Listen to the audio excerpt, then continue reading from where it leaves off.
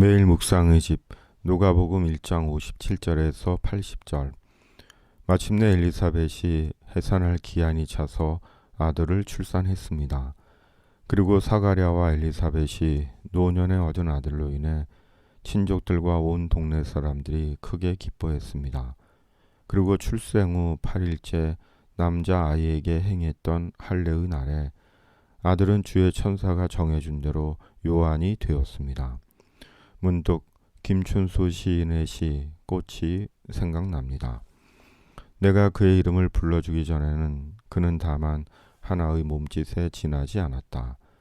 내가 그의 이름을 불러주었을 때 그는 나에게로 와서 꽃이 되었다.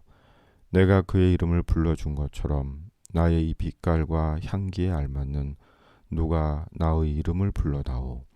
그에게로 가서 나도 그의 꽃이 되고 싶다. 우리들은 모두 무엇이 되고 싶다. 너는 나에게, 나는 너에게 잊혀지지 않는 하나의 눈짓이 되고 싶다. 요한은 하나님께서 정하신 이름입니다. 요한의 이름의 뜻은 그에게 여호와는 은혜롭다입니다. 하나님은 요한에게 하나님의 뜻을 두시고 세상에 보내셨습니다. 그 하나님의 뜻이 구원입니다. 주 앞에 앞서가서 그 길을 준비하여 주의 백성에게 그 죄 사함으로 말미암는 구원을 알게 하리니. 세상 모든 인생 속에는 하나님의 뜻이 있습니다. 하나님의 뜻이 없는 인생은 없습니다. 왜냐하면 사람을 창조하신 분이 하나님이시기 때문입니다. 그 하나님의 뜻이 구원입니다. 예수 그리스도 안에서 구원받는 것입니다. 하나님의 나라에 들어가는 것입니다. 왜냐하면 천국에 가는 것이 하나님께서 예수님 안에서 정하신 하나님의 뜻이기 때문입니다. 그리고 예수님 안에서 천국에 대한 약속과 소망을 가진 자로 하나님의 구원, 하나님의 나라를 위해 사는 자가 되는 것입니다.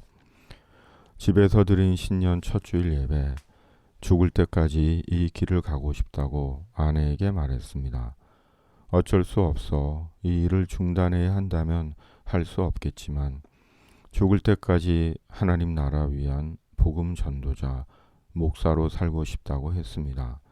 그래야 인생 다 산 후에 후회가 덜할 것 같다고 고백처럼 말했습니다. 아이가 자라며 심령이 강하여지며, 심령이 강하다는 것은 무엇일까요? 완고하고 고집스럽고 심술스러운 것은 아닐 것입니다. 바로 성령으로 흔들림이 없는 정한 마음 아닐까요? 그러기에 항상 성령으로 충만하기를 구해야 하는 것입니다. 요한을 요한으로 정하시고 부르신 하나님께서 예수님 안에서 나는 나로 너는 너로 정하시고 부르셨습니다. 모두 같은 일을 할 수 없고 같은 곳에서 살 수 없습니다. 그러나 믿음 안에서 살아가는 일이나 삶의 자리는 달라도 예수님 안에서 정하시고 부르신 하나님의 소명, 그것은 구원입니다. 예수님 안에서의 하나님의 구원, 하나님의 나라를 위해 사는 것입니다. 왜냐하면 천국은 영원한 현재하는 나라이기 때문입니다.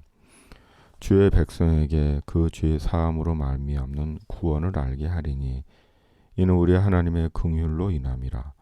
이로써 돋는 해가 위로부터 우리에게 임하여 어둠과 죽음의 그늘에 앉은 자에게 비치고 우리 발을 평강의 길로 인도하시리로다 하니라.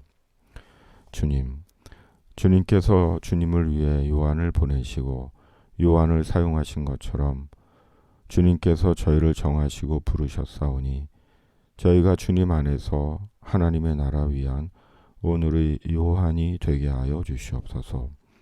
코로나19를 속히 종식시켜 주시옵소서. 이것이 주님 나라 위에 주님이 제게 주신 교구이게 하여 주시옵소서. 예수님의 이름으로 기도드립니다. 아멘.